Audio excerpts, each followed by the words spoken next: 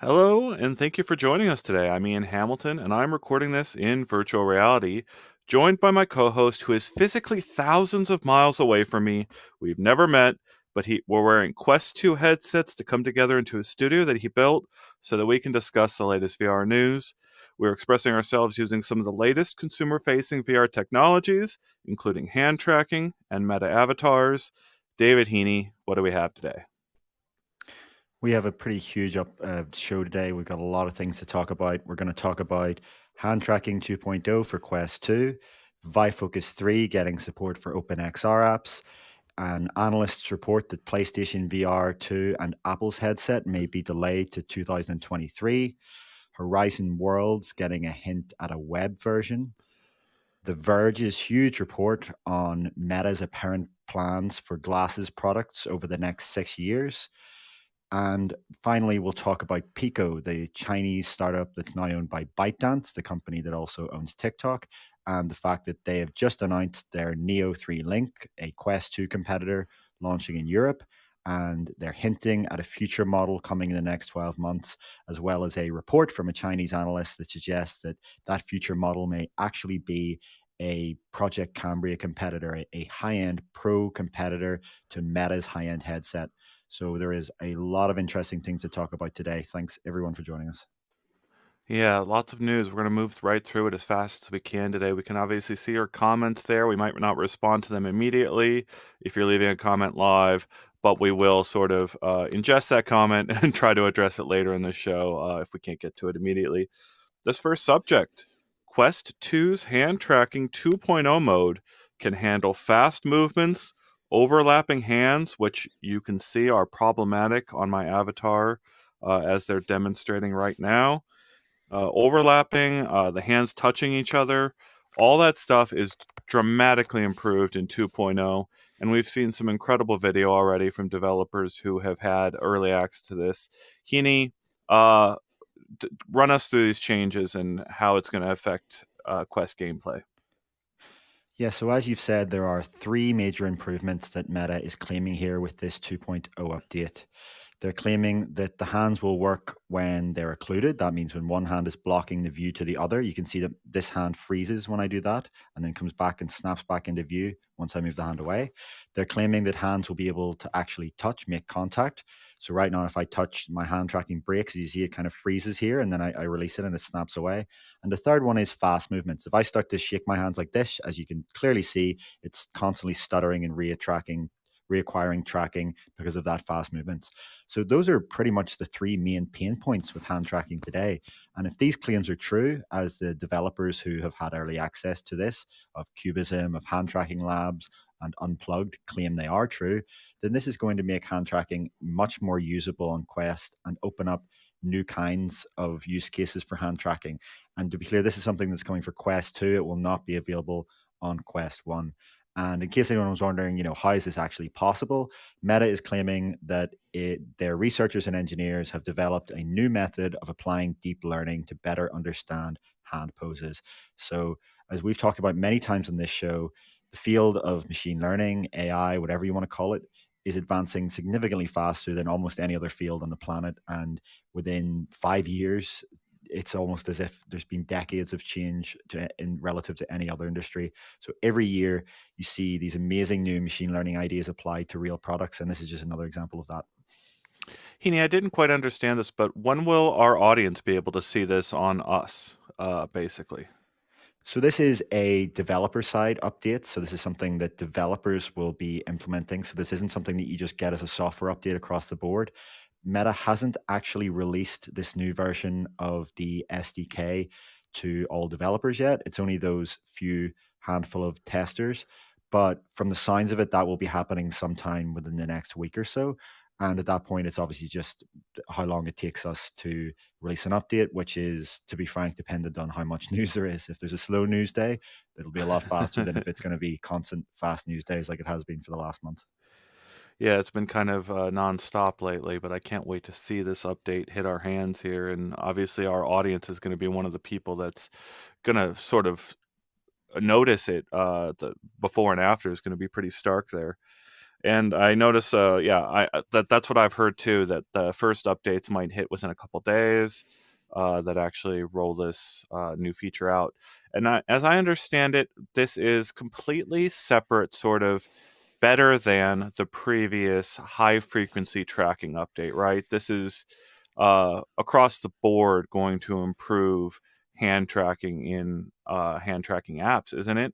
As I understand it, it's going to start off as an optional opt-in update for devs, but the intention is to roll this out as the default before the end of the year, right? Yeah, as you say, last year Meta had a high frequency hand tracking mode, which was also optional for developers.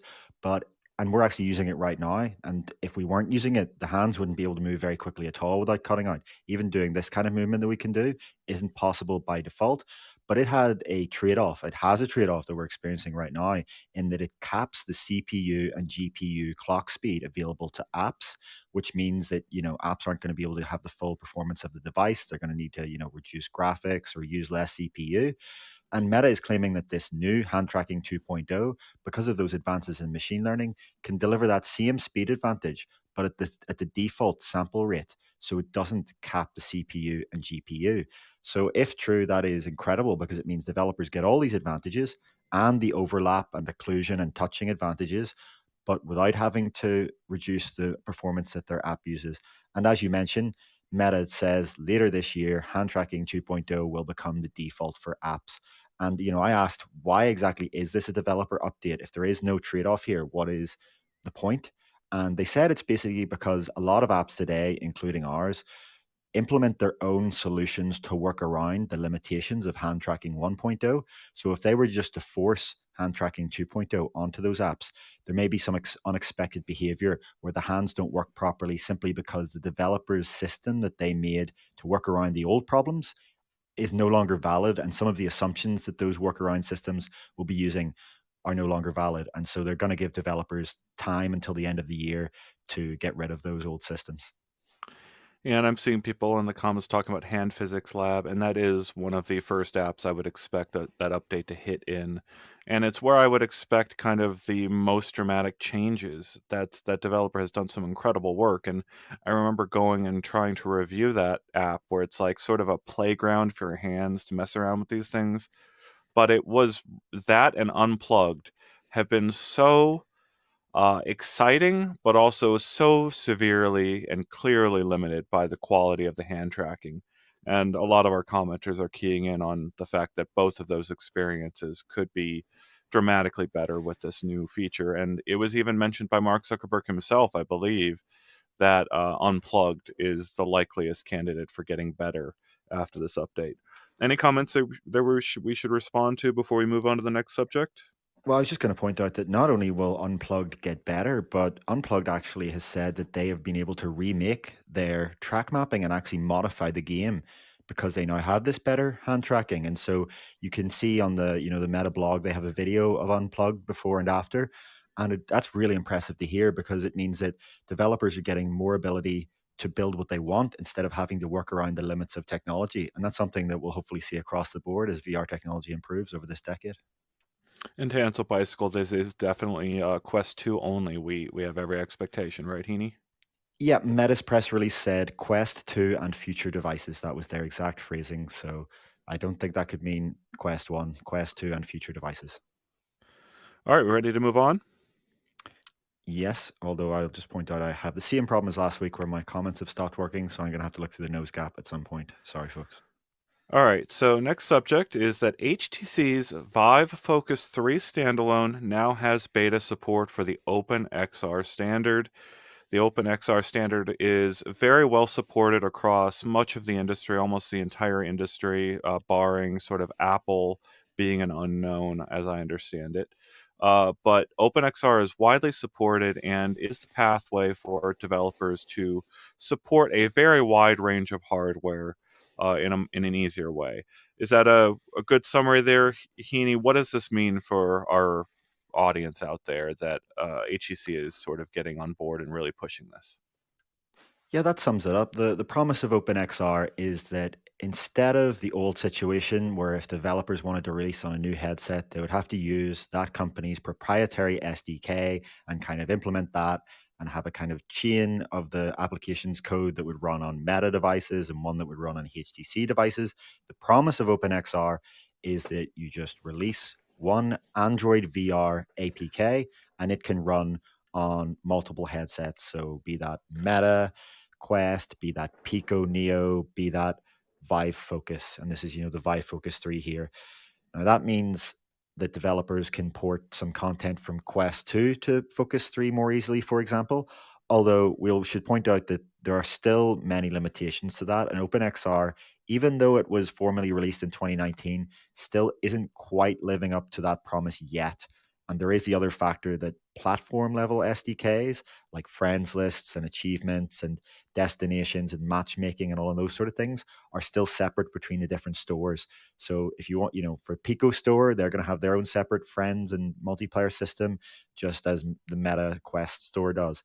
And obviously, we should point out that the Vive Focus 3 is still a $1,300 product that is sold to businesses, because that $1,300 includes a 2-year business license and extended warranty and support.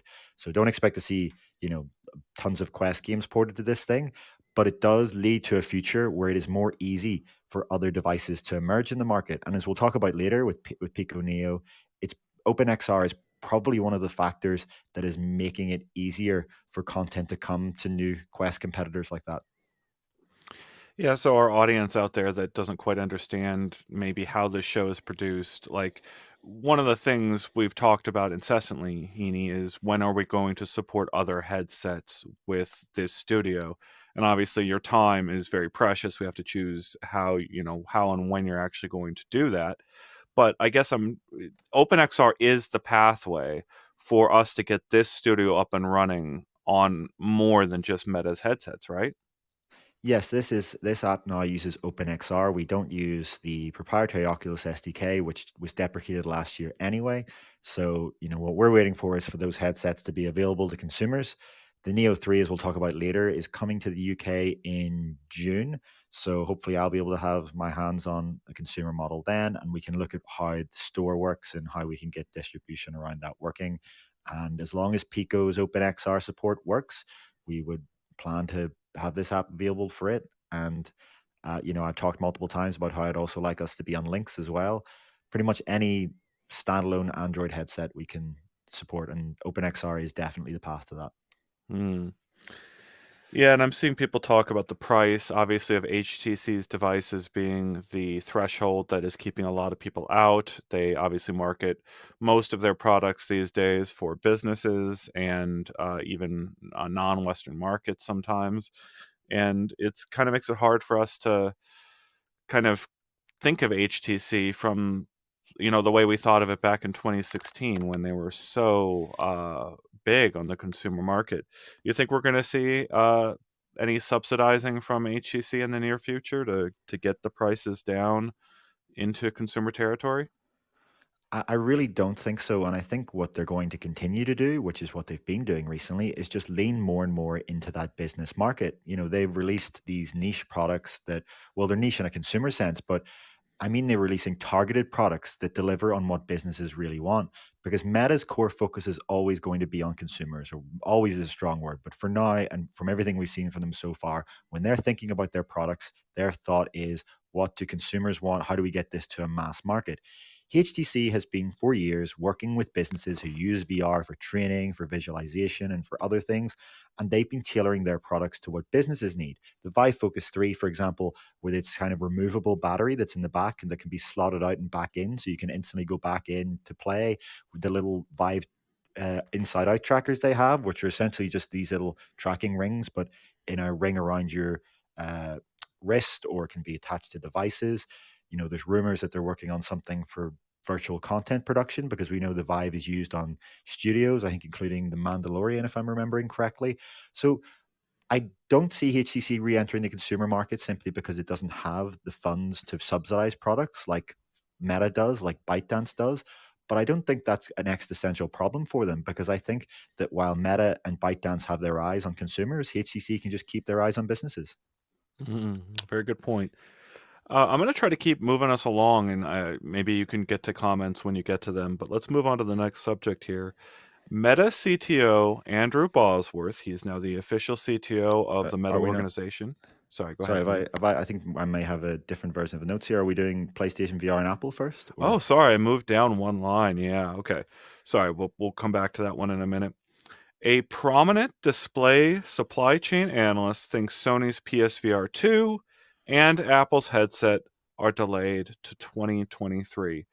A lot of people out there in our comments watching us, a lot of developers out there even, have been holding out hope for a hero, a device to compete with Meta Quest 2. And there was a lot of hope. There is a lot of hope still that these devices are going to be out on the market in 2022. What's the latest sort of information suggesting otherwise there, Heaney? So yeah, this comes from Ross Young, who is the CEO of Display Supply Chain Consultants, and that's kind of an analyst firm that releases these reports. He and his people are very in tune with the display panel supply chain. So, they know about the kind of displays that are going into these products. They hear about the timeline of production of those sort of things. And they're actually echoing the same thing we've heard from Bloomberg, in that they suggest that this Apple headset, this kind of ultra high end product that's supposed to be the most advanced standalone headset by far when it does release, is going to not be out in time for the end of this year. And you say people are holding out for a Quest 2 competitor. From everything I've heard, I don't think this is going to be a Quest 2 competitor. I think it's going to try and forge its own very high end market, even above and potentially far above Meta's Project Cambria, as something that delivers something that's closer to PC VR and a very high end mixed reality experience. But whether exactly what happens there is yet to be seen. And then obviously, we have PlayStation VR 2 as well. We should point out that I think it was either last month or the month before, the YouTube channel PSVR Without Parole reported that they had sources that PSVR would launch in the first quarter of 2023. And now this is a second source here, this display supply chain analyst, that says the same, that Sony would simply not have enough supply for any real launch at the end of this year. And thus, they're going to miss that holiday period, which seems fairly devastating for kind of PlayStation VR's near-term prospects. But again, it means that if they can get supply up and running and good games up and ready by next Christmas, Christmas 2023, they're still going to have a great sales period then, I would imagine, especially since more people will have PlayStation 5s by then. Yeah, the thing about competition is really tricky because, they are different product categories when you've got a wire in there, or even when you're considering that the Apple device may target a completely different price, uh, you know, ballpark, right? $1,000 difference could be realistically the price difference between some of these devices, or even more than that. But still, a person is only going to go out probably and get one headset at the end of the day. And that means they're going to want to assess these options against one another. And it's going to be interesting to see how that plays out over the year, right? Like, are people not buying quests because they want to see these things? Or, yeah, I don't know if that's holding up demand to actually see these things in the market, or whether the people who aren't buying Meta headsets just aren't interested in them anymore. Or is it just, they just having to educate more people? And there's a lot of people out there they still haven't reached. It's a very complicated time in the market, I think, Heaney. Yeah, I think the really interesting question for me is going to be how many people, if Meta does manage to release Project Cambria this year, as it claims, and as we'll talk about at the end, there's a Chinese supply chain analyst who's claiming that Project Cambria will release in September.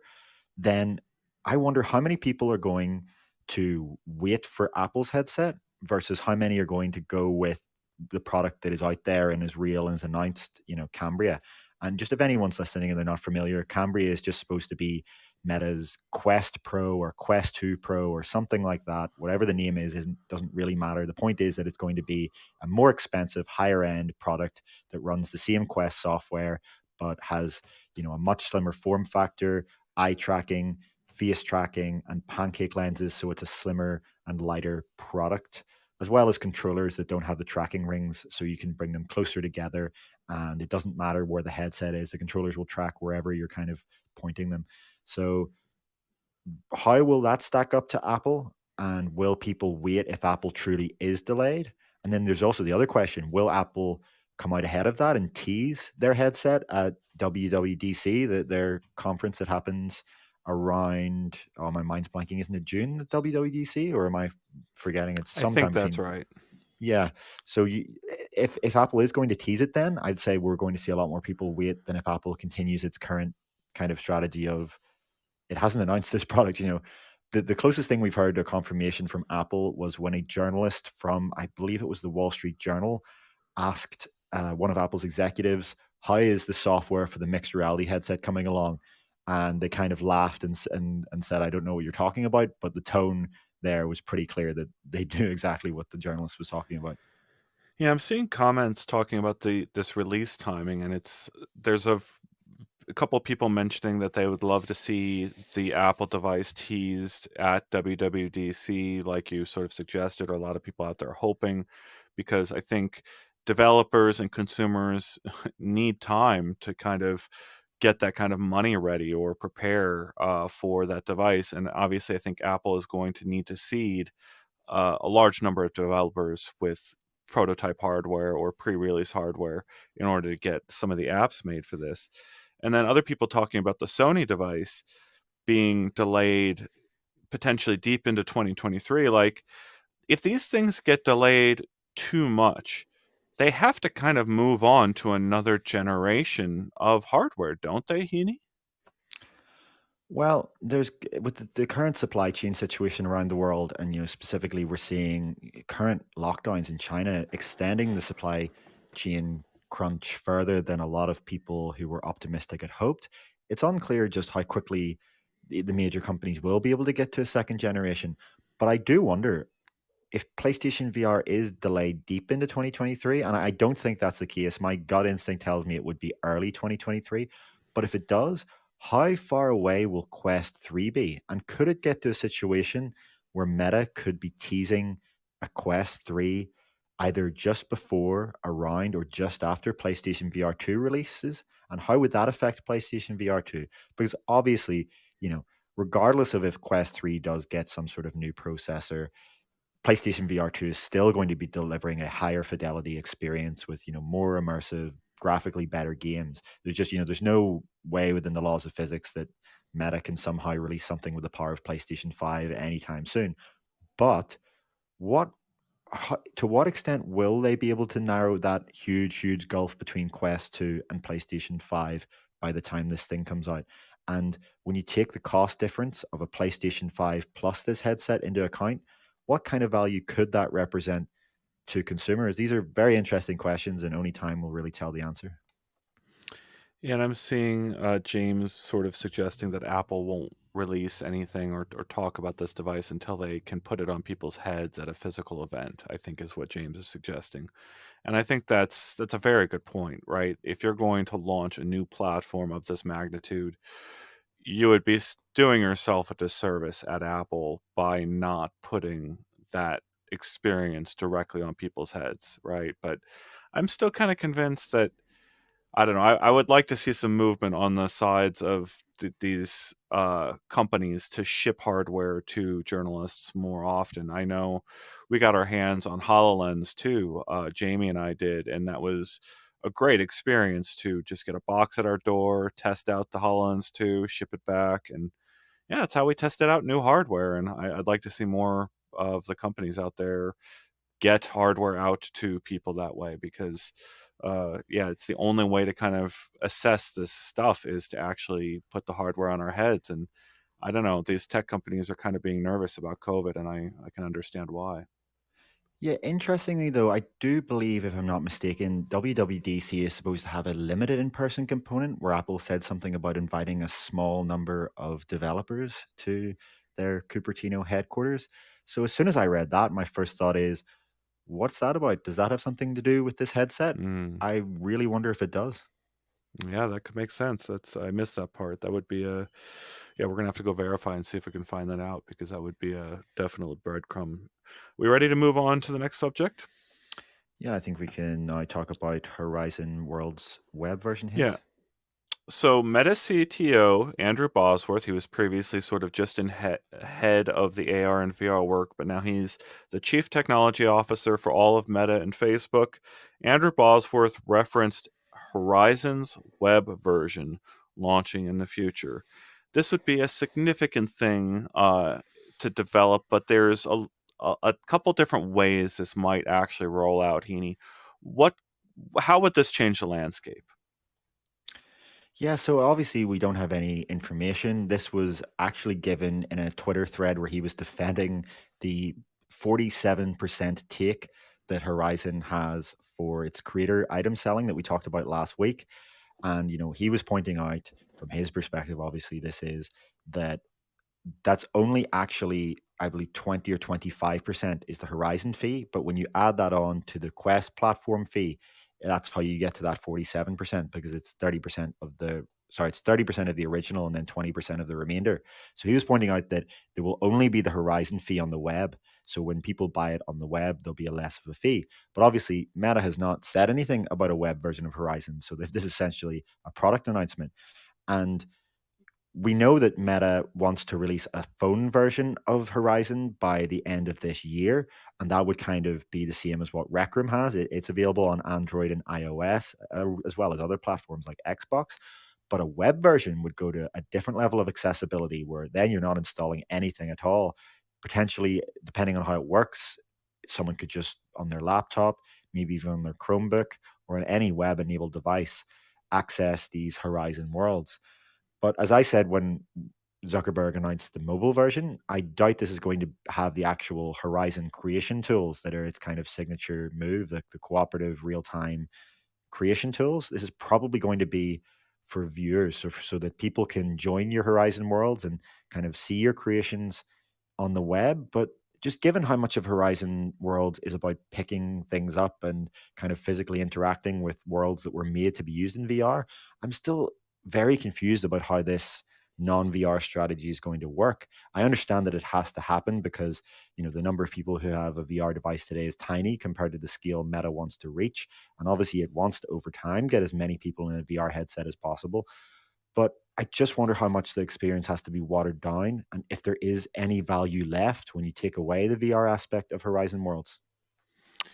This might go off the rails a little bit, Heaney, but can you explain to me why like a WebXR home experience wouldn't work? Like why I couldn't have a a spectator only, or like, I can't actually create a world, but a version of my home experience that's web-based, social, and then if I want a really demanding high-end experience, I could download that and have that download in the background while enjoying WebXR for my initial sort of onboarding experience. I'm curious if that's a path or whether that will actually work and how that might relate to what Horizon Worlds is going to become. So yeah, from my understanding of what Bosworth meant here, they're talking about a flat 2D web version. But as you say, WebXR is a thing. It lets you access kind of three-dimensional virtual reality worlds from your headset without downloading any app. I think when it comes to Horizon World specifically, the barrier is that, as far as I'm aware, this is a Unity project, and Unity does not have a WebXR export, or at least not by default. But is it possible that Meta, they're putting tens of thousands of people on this, sorry, thousands of people on this project. So is it possible that they could release a separate WebXR client? Yes, but I would say that, given that they're trying to push the Quest store and they're doing quite a lot of advanced sort of low-level system things in Horizon, I don't think that'll happen for quite some time. But if Unity does get in the next coming years the ability to export into WebXR, I think that's when we see WebXR take off. Because yes, you can use the existing libraries like 3 and Babylon and all of those sort of things, or even just kind of theoretically you could do your own from scratch in JavaScript.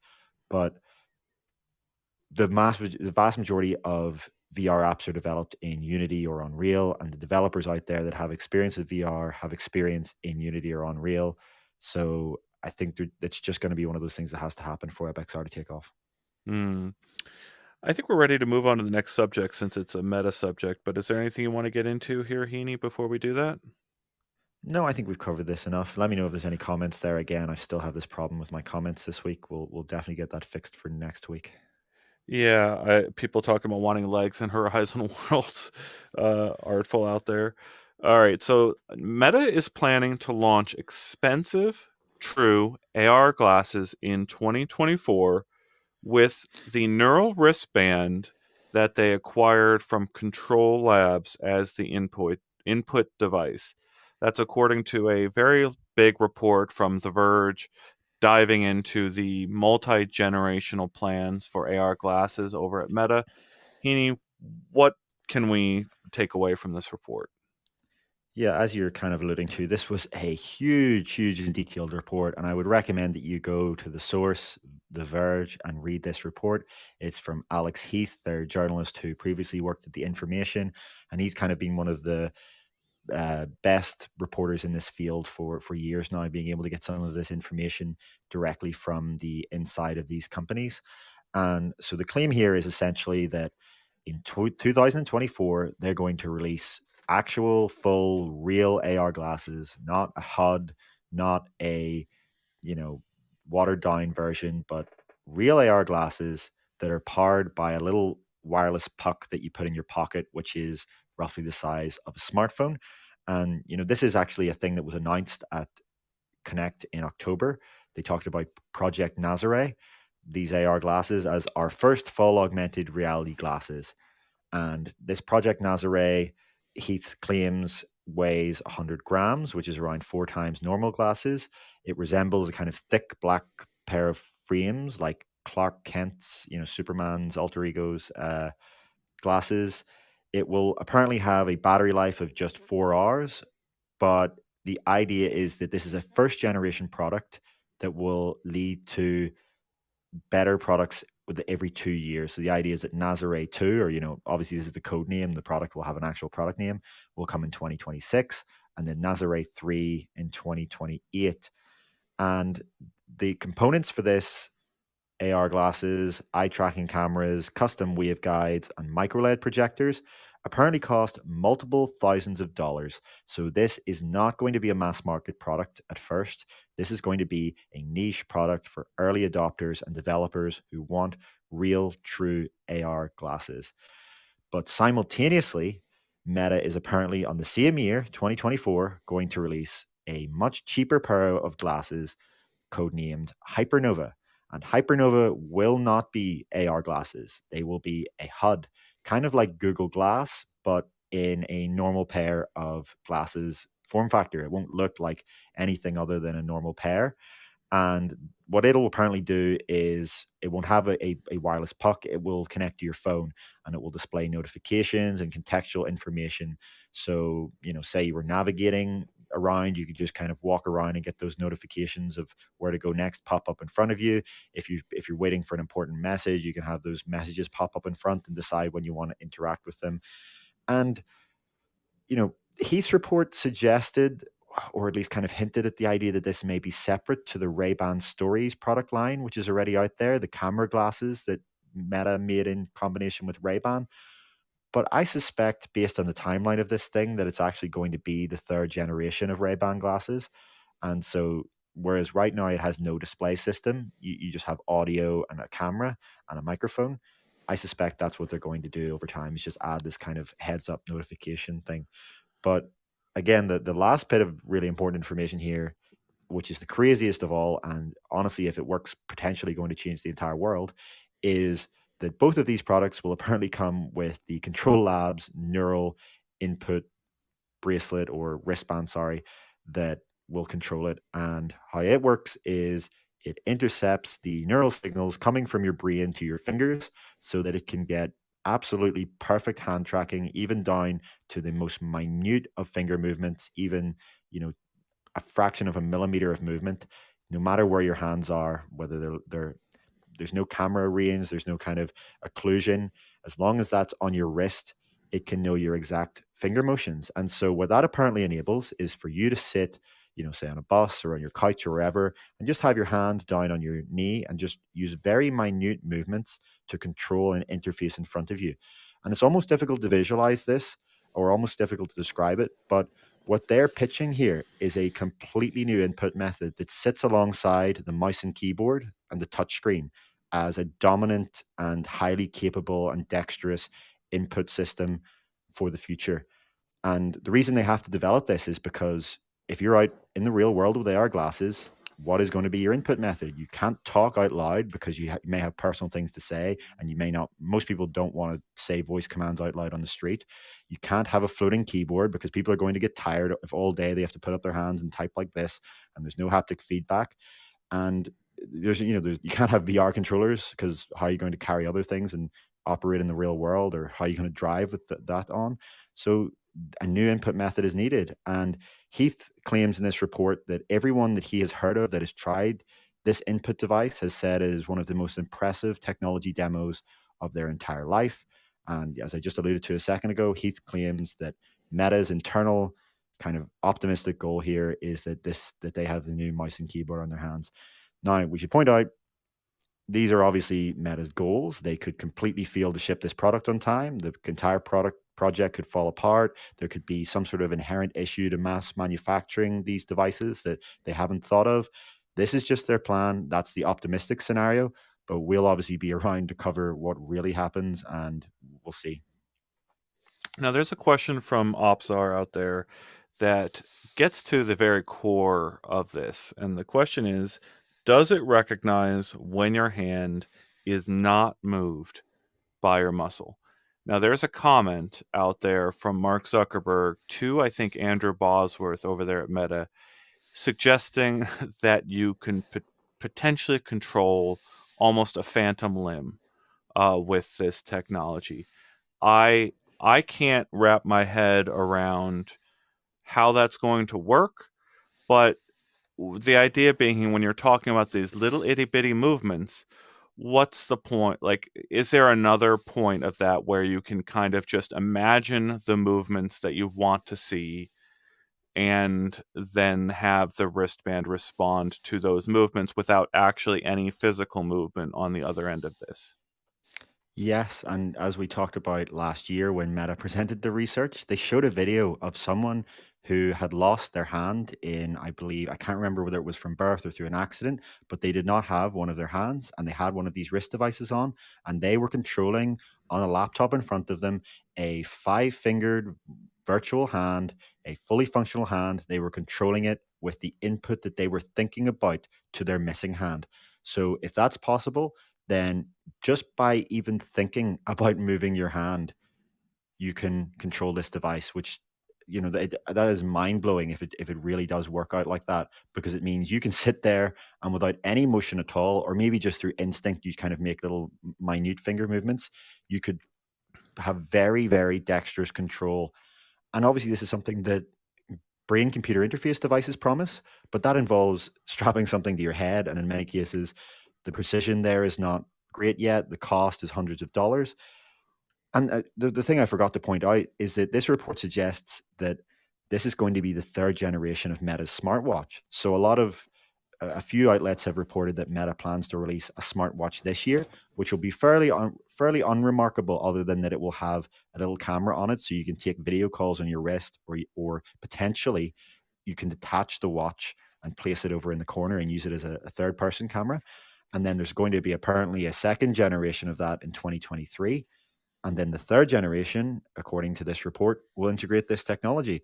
So you can buy that separately or have it bundled with this and have this as an input device. Meta is going to try and create an entire ecosystem around these breakthrough devices if this works out. And if it does work out, they will become one of the big technology hardware companies. They will enter this decade as a software company and exit it as a hardware company if this works out.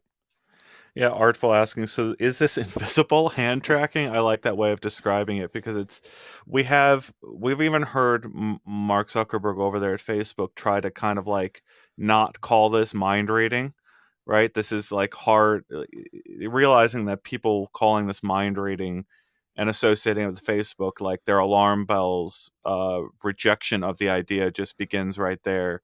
So, I don't know what to call this yet. Like this, I think it is effectively mind reading, but, you're doing it at the wrist. So it's output reading. I don't know. Yeah. The terminology here gets kind of crazy, but yeah, it's going to be dramatic, and I can't wait to try it. A couple people in our comments referring to a couple of the demos that Control Labs gave out before getting acquired by Meta, and describing it exactly as we understand it here, where you could sort of issue commands to a limb that isn't really there in order to express yourself in a new way. Uh, the thing that I want to add here is I do have the Ray-Ban Stories sunglasses, and I have AirPods and I have an Apple Watch. And I've been thinking about these devices to an extraordinary degree. It's not just that. I also have the iPhone, and the iPhone goes around me with me everywhere. And there are certain things some people will recognize out there, a feeling of feeling a phantom buzz in your pocket of your phone vibrating when it isn't even on your body. And the thing that I had happen with the Ray-Ban glasses, I've talked about this on a previous show, but you can say, "Hey Facebook, take a video," or "Hey Facebook, take a photo," to the Ray-Ban Stories glasses, and it'll pop up and do that. Well, I wore the glasses for a couple days, took the glasses off, and I was just walking around and I saw like a pretty sunset or clouds or something, and I thought, "Hey Facebook, take a photo." But I wasn't actually wearing the hardware at the time. And all of this is just to say that these devices will become extensions of our body in a way that phones are only barely scratching the surface at. And I don't think we can really fathom what it's going to be like when you want to switch from, like, let's say the Meta wristband to the Apple wristband. You'll literally have to like retrain your brain in order to talk to a competing device. I think it's going to be, I can't even fathom how this is going to work. Yeah, I wonder how standards were developed because obviously, as the mouse and keyboard became dominant, there were kind of default input paradigms that emerged, the Windows and using a mouse to click on kind of file at the top and all of those kind of things that we see in all the desktop operating systems. And with touchscreens, we saw the same thing. But with the kind of neural wristbands or whatever you want to call these things, how will that diverge? Because it seems like there are many possible ways that these could work. There are many possible interfaces with this kind of technology. And the other question is, we have no confirmation that any big tech company other than Meta is currently working on this. It's possible that this won't work out. It's possible that it's possible that it will work out and the other companies don't see the potential of it in time. It's just such an open question and it's so difficult to say anything meaningful about what will happen here. Can you explain the EMG technology out there, how this actually reads what's inside your arm?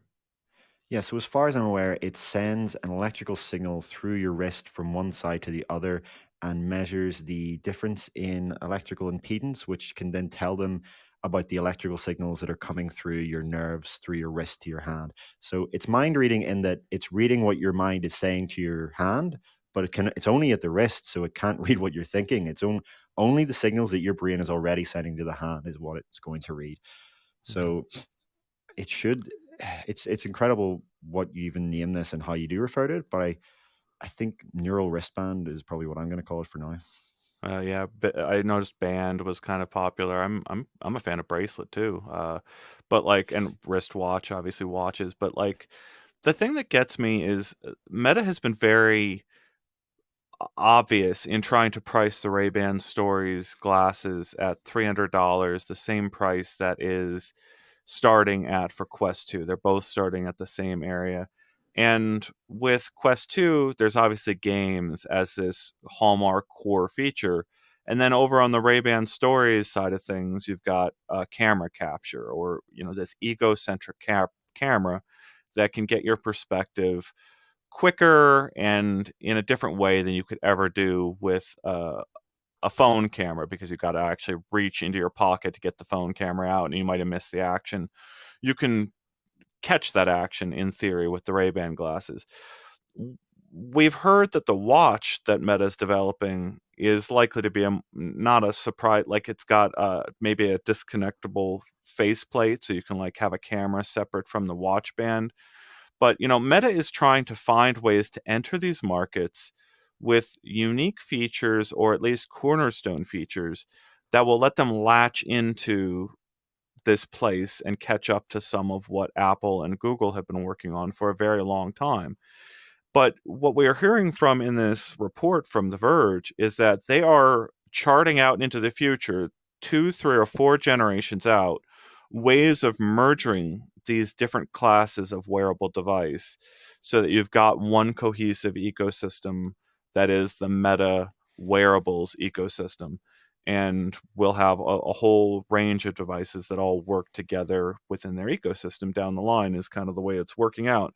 But all that is to say that when it comes to this wristband device and the glasses, wide field of view that actually give you a sense of presence glasses, I don't think price is an object on those two classes of device.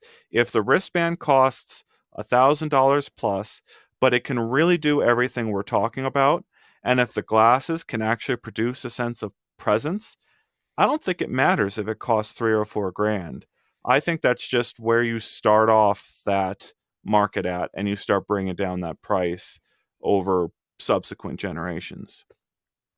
Yeah, it certainly doesn't matter in the first generation. There's very few novel technologies, truly novel technology classes that ever started cheap. It's always been the case that these things start to be expensive.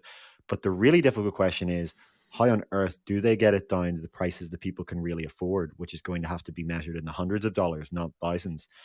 And that seems to be, from what this report alludes to and from my kind of intuition, the real struggle for Meta here, in that they're going to be able to ship you HUD glasses for cheap, but they can't, there's no perspective technology on the horizon that can deliver the kind of glasses we're talking about here at a couple of $100.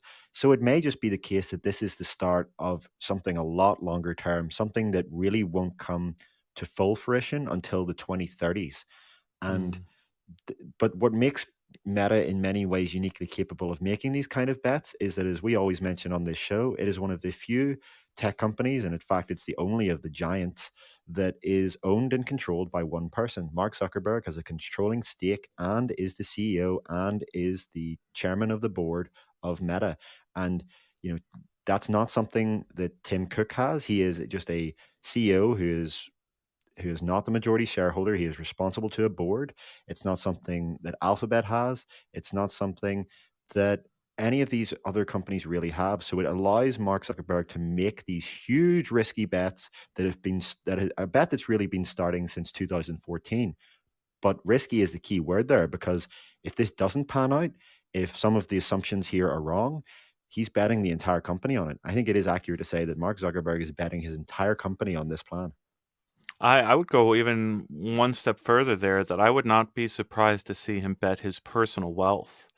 Not just the company, but whatever he's got in his own personal stores. I could see him bringing that as well, not just the sort of assets he controls at Meta. And people talking about sort of my comment about 3 to 4K not mattering. Yeah, no, I get that it matters. But what I'm saying is, if you go into a pricing guide for the 1980s and see the first personal computers, you're talking more expensive devices than we have today. And if you're going to be launching a new product category, you launch that product category at whatever price you need to in order to launch a new product category. And right now, every pair of AR glasses that we've ever tried has been just a miserable field of view. And there's other things that we obviously need out of AR glasses. They need to have really solid objects and stuff like that. But until you get that field of view up to where you're producing a really incredible sense of, these objects actually being in the room with you, then it's kind of, I don't know, it's for businesses or very specific use cases within. It's not going to appeal to everyday consumers. And I know that everyday consumers can't afford 3 to 4K, but then again, that is the path to how you get kind of top end down, slowly pushing the features in that high end device down into future generations that are less expensive. We ready to move on to the next subject, Teeny? Yeah, the last thing I was going to say is that obviously, that is where Hypernova comes in. They're hoping that those HUD glasses that extend your notifications to a floating screen in front of you will be able to kind of bridge the gap for an actual mass market product. And, that could end up being genuinely useful rather than having to take your phone out of your pocket all the time, or rather than having to look at a very kind of tiny display on your wrist that doesn't give you the full detail of your notification. How great would it be to just walk around and be able to see your notifications pop up in front of you, and then you can decide which ones you want to actually care about or not? So you can stay heads up, looking around, engaged in the real world, and kind of get a little stream of your most important notifications when you need them. I think that could be genuinely useful, even for something like navigation, like I was mentioning before. Indoor navigation, for example, just because they don't have a display, it doesn't mean that they won't have a camera that's capable of tracking itself in the world. So you could be in a shopping center you've never been to before and have a little kind of now turn left pop up, or you're in a city that you're exploring for the first time and trying to find your way to the airport or a coffee shop or whatever, and you walk down the street, and rather than having to kind of constantly look down at your phone like this and walk into traffic, you just look up and you see a little pop up coming. And even if it's not a 3D object in space like the AR glasses, it's still going to be useful. People are talking about the original iPhone when it debuted, and I was an owner of that original iPhone. And the thing that I remember about the pricing on that device was it was in the category of like $500 to $700, somewhere in that region, with a 2-year contract on AT&T. And then it was like, I want to say 6 months or 9 months later, they had a second generation device really out the door much faster, and they got that thing discounted to the reasonable price of $200 to $300, again under contract. But it took having the carriers kind of buying in to the subsidy in order for that price to go that low. And I really am curious about those levers being pulled in the next few years by Meta or other companies, where you can bring a person under 2-year contract for cellular service everywhere. You could maybe have a price reduction hitting some of these devices, couldn't you, Heaney? Yeah, I read that when you actually factored in how much of that subscription, that contract was for the hardware and took away the data cost, the true price of the first iPhone, which, as you say, was not available to buy on its own, it had to be through that contract, was somewhere around $2,400. So that's when you actually factored out the data costs and just looked at which part of that plan am I paying for the hardware. So yeah, there's never been a breakthrough product that doesn't start very expensive in the technology space. That's just how it is. All right, so our next subject here is Pico Neo 3 Link. And I think this will probably be our last subject today. We'll have to move out our discussion about Tilt 5 to next week, as I think I got to get going here in a few minutes here, and I'll leave Heaney to close out the show with this discussion about the Pico Neo 3 Link. This is the first device that people can look to as potential competition for the Quest 2. But again, that's not exactly an apples to apples comparison. Heaney, what do we know about the Neo 3 Link, and how does it stack up against the Quest 2 at this point in time? So yeah, it's a very similarly spec device as Quest 2, and that's because it comes from the same factory. It has the same forward tracking cameras in the exact same position. It has remarkably similar controllers. It has the same chip, the same amount of RAM, the exact same display resolution, the same little lens separation mechanism, although there's a tiny difference in that Quest 2's widest option is 68 millimeters, whereas Pico Neo 3's is 69 millimeters. I don't know if they're just measuring that differently or they decided to do 1 millimeter off.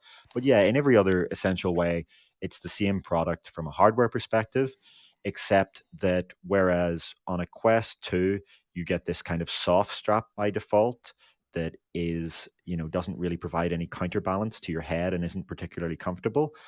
With the Neo 3, you actually get built in what Meta charges you uh, extra money for in the Elite Strap. You get an Elite Strap like device, an Elite Strap like strap built in. And not only that, but it has the battery in the rear.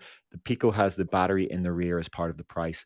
So this is launched to consumers in Europe. This is a headset that has been available for a year to businesses around the world, and we don't know anything about whether it's going to come to the US consumers. But for now, €449, which is the same as the 256 gigabyte Quest 2.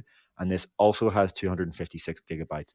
And the other difference is, other than this this hard strap that it has by default, is right here, a display port. So when you're doing PC VR with this, you're not using compression over USB. You're actually plugging it into your GPU's display port, and it's working just as a Valve Index would, in that it is outputting a raw display video stream, not a compressed stream over DisplayPort. So this is simultaneously a standalone headset and a quote unquote real PC VR headset. Although when it comes to wireless, if you want to play PC VR wirelessly, that works the same as Quest 2. I'm by the same I mean it uses the same kind of technique of sending a compressed video stream over your home Wi-Fi network, but we have heard that it's not quite as high quality as Airlink. So you may want to use other software. And Guy Godin, developer of Virtual Desktop, has hinted that he is exploring supporting this headset, but it's just dependent on Pico's OpenXR support. As we talked about earlier in the show, that OpenXR is what's going to make it really possible for developers to ship their applications across all of these Android standalone headsets. And they already have some big hits lined up for this headset, I believe, right? Demio and Walkabout are the two ones that stick out in my mind, as well as I think 11 Table Tennis. Those are very large categories, lots of communities in each of those in order to go and play with. I don't see 11 up there, but I thought 11 was one of the games that's coming to the headset. Oh, there it is. Yeah, sorry. Yeah, so that's being able to get into multiplayer lobby or play with someone from that headset to a Quest is going to be a very big deal. But there's some weird stuff going on here with the pricing, right? They have come onto the record and said that 35% off if they release another headset in the next year. You will get 35% off if you've gone and purchased the Neo 3 Link, and then also they released this future headset. What is going on here with the overall strategy here, Heaney? What does Pico need to do to actually compete with Meta at this point? So yeah, this is by far the most interesting part of this launch because, as soon as I heard it, I was like, what? Did they really just say that? So they described this launch, this European consumer launch of the Pico Neo 3 as a beta program. And they're asking people for feedback on things like the store and the content and the account system and all of the aspects of using this headset that was once for businesses as a consumer model. But at the question obviously emerged then, what happens after the beta? What's after? And at the end of the presentation where they announced this, they made it clear. If they release a new headset within the next 12 months, you will, as a buyer of the Pico Neo 3, get 35% off. And so what does that mean? We wonder, does that mean that there's going to be a Pico Neo 4 just around the corner? Well, a Chinese analyst's report from the past few days may have answered that question. This analyst in the Chinese market has suggested that what they're actually working on is a Pico Pro, or he didn't know what the exact name is, but it's definitely not Pico Neo 4. It is a high-end headset that may compete with Meta's Project Cambria. And according to this report, Pico is intentionally going to release it before Project Cambria so that they can get out ahead of it. And that probably doesn't mean the US market because there are limitations to Chinese companies really launching hardware at scale in the US due to some of those import restrictions. But it could be that in the European market, this Pico Pro, or whatever it ends up being called, releases before Meta. And the analyst actually claims that they know Project Cambria's release date. Again, Project Cambria may be called Quest Pro or Quest 2 Pro. He claims that it's going to come out in September, and he claims that Pico are going to beat them to market on purpose. And that suggests, August, July, that kind of time frame, we could see this headset emerge. And if that is what they're talking about here, which it seems like it must be if that report is true, anyone who's already joined in this beta program will get 35% off. Although, I mean, if you're going to spend 450 euros on this thing, I don't know why you would want to buy the new one just because you get 35% off. You would probably only do that if you were able to find a good buyer for your old headset, or maybe you would give it to a friend or a family member. People in our comments, let's see, it's Onakazi pointing out, subject to beta program success. Is that just a in case they don't sell enough of these things, they're going to go back and stay in, stay out of Europe, stay out of the West. Is that what that sentence means? That they might fail and stay in the East?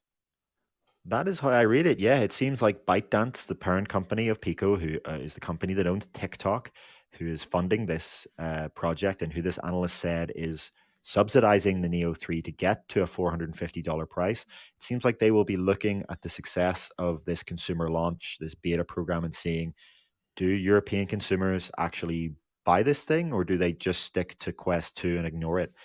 But one of the factors there is that Quest 2 is not officially sold in Germany. So I'd say they were probably going to look at Germany, a country of 90 million people, most closely to see what happens in a market where their competitor doesn't exist. Well, do people want to buy this headset? Is the content lineup that they have there, apps like After the Fall and 11 Table Tennis and Walkabout Mini Golf, is that enough? Or do they need more? And it's obviously clear that they're going to be funding more content and trying to get more developers in throughout this beta program. This headset doesn't ship until May in Germany and France and the Netherlands, and June in the UK and Italy, if I am correct there.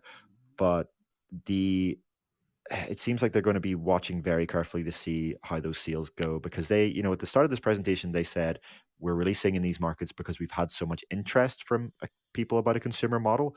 But they're going to want to find out, is that just a small, loud minority online, or is that something that the real tech consumers actually want? MC Wolveraz is saying they found the Pico site but can't access what games they have, and the site seems to be locked. I had a Pico 2, I think I tried, and had to set up an account on a very specific website in order to download. I think it was O-Shape at the time was available on the 2, and it worked fine. O-Shape worked fine compared to the O-Shape that is on the Quest, but it was not a great experience to go through that user experience of setting up the account and putting my credit card info in there and doing all that stuff. Wasn't a great user experience, and I think that's one of the things that Pico really needs to work out in this time period, is making that a great user experience, isn't it, Heaney? Yeah, they actually mentioned at this launch that the website is one of the things that they're going to be completely revamping throughout this beta. You can tell that, they're trying to transition, as we've been saying here, from a company that sells only to businesses in the West to a company that now sells to consumers. And that's part of this system. They actually, quite frankly, admitted on stage, they said our website looks like it came from the past decade, or it was some sort of phrase like that. They were open about the fact that this isn't there yet. But remember, this headset's launching in May and then June. So they do have time, and they're gonna. I guess they're using this guise of a beta program to do all this conversion and get all this consumer system set up, because people always talk about the hardware needed to compete with Quest 2, but in many ways it is that kind of unsung software backend that is what's really needed to compete with Quest 2. It's the store and the platform and the multiplayer services and all of that kind of ecosystem stuff that people don't always appreciate the hard software engineering that actually does go behind something like that. But obviously, in this day and age, in 2022, it's not an insurmountable task. It just needs engineers assigned to it for enough time and enough kind of feedback from the users to get it into shape. And that's what Pico seems to be using this year to do. And as we've been asking, the question is, once they get all their stuff together, once they get all this lined up in a row, what comes next? What happens when they really start to get into gear and have these fundamentals sorted? Yeah, anything else to get into with this final subject on Pico? Yeah, I just think this idea of what this analyst was saying about Pico deciding to, ByteDance deciding to announce this first to the beach strategy, that, they're intentionally going to come in before Cambria. My wonder is, and I think I opinioned this on Twitter, is ByteDance going to try and do the same with Quest 3? Are we going to see a Pico Neo 4 come out at some point, not this year, but next year, 6 to 9 months before the Quest 3? And what happens if ByteDance has a next generation headset out and it's subsidizing it again before Meta? Because one of the real advantages of being a company that's operating out of China, especially if you're near Shenzhen, which I believe ByteDance is, is that you're so close to the actual primary supply chain in a lot of ways, and so close to a lot of the places that you can have a much faster ability to move. And that's one of the reasons that Valve actually chose HTC back in the day for the HTC Vive rather than going for their own, is that they were very quickly trying to respond to Facebook's plans to go to market, and they wanted to pick the company that could get them to market fastest. And one of the reasons that HTC can do that is because they're in Taiwan, so close to the supply chain there. So there is this, Meta obviously has all this very impressive research and development and all this software engineering, but fundamentally they're an ocean away from the real supply chain where all this stuff gets made and iterated on. So it's possible that ByteDance can use that to their advantage. And then the last thing I would wonder is, to what extent will TikTok be part of their long-term strategy? When you get a Neo 4 down the line, will you be able to instantly and quickly broadcast your face-tracked avatar to TikTok and have people very quickly click a link and buy it? And TikTok's huge in Europe and as it is in America and all over the world. So that could be a huge part of their strategy to take on Quest 3 in the future. Yeah, lots of stuff to consider there that we'll get into, obviously, within the weeks and months ahead as everything sort of develops here. So Meta's gaming showcase is tomorrow. If you're obviously listening to this, it'll have already happened. But if you're looking for a breakdown of the Meta gaming showcase, I'm sure we'll have that in our Gamescast with Jamie and Harry breaking down all the news that's going to come out of that showcase. We've obviously got confirmations of a few things coming in there, but the big one that we know about is that the fourth project from Stress Level Zero will be there at the event.